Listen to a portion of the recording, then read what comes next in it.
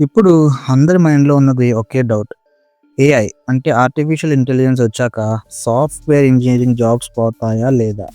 సింపుల్‌గా చెప్పాలంటే కొన్ని పోతాయి, కొన్ని మారతాయి, కొన్నైతే అస్సలు పోవు.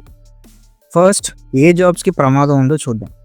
రోజు ఒకే టైప్ పని చేసే రోల్స్ అంటే క్రడ్ ఏపీఐస్ రాయడం, ఫిక్స్డ్ యూఐ స్క్రీన్స్ కోడింగ్ రాయడం, లేదా కాపీ పేస్ట్ లాజిక్. సింపుల్‌గా చెప్పాలంటే ఒక సింపుల్ బగ్ ఫిక్సింగ్. ఇలాంటి పనులు చేసే రోల్స్‌కైతే ఏఐ వల్ల 40-60% వరకు రిస్క్ ఉంది. ఎందుకంటే ఏఐకి రిపీటివ్ లాజిక్ చాలా ఈజీ.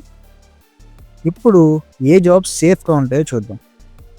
బిజినెస్ అర్థం చేసుకొని సొల్యూషన్ డిజైన్ చేసేవాళ్ళు, ఆర్కిటెక్చర్ డెసిషన్స్ తీసుకునేవాళ్ళు, సిస్టమ్ డిజైన్, స్కేలబిలిటీ, సెక్యూరిటీ చూసేవాళ్ళు, ఫ్రంట్ ఎండ్‌లో యూఎక్స్, యూజర్ బిహేవియర్ అర్థం చేసుకునేవాళ్ళు. ఇలాంటి రోల్స్‌కి జస్ట్ 10-20% మాత్రమే రిస్క్ ఉంది. ఎందుకంటే ఇక్కడ కోడ్ కంటే ఎక్కువగా ఆలోచన అవసరం.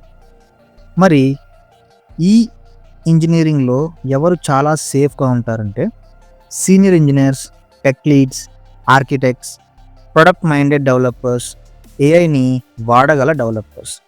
ఇవాళ ఒక డెవలపర్ ఏఐని టూల్‌లా వాడగలిగితే అతను ఒక 5 మందికి సమానం.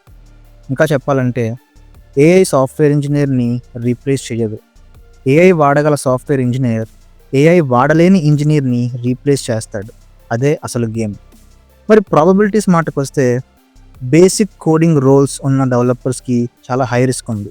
సుమారు 50%. మిడ్ లెవెల్ డెవలపర్స్‌కి మీడియం రిస్క్ లైక్ 25-30%. ఇంకా సీనియర్ సిస్టమ్ థింకర్స్‌కి లో రిస్క్ 10% లేదా అంతకంటే తక్కువ. సో మొత్తానికి సాఫ్ట్‌వేర్ ఇంజినీరింగ్ అనేది చచ్చిపోదు.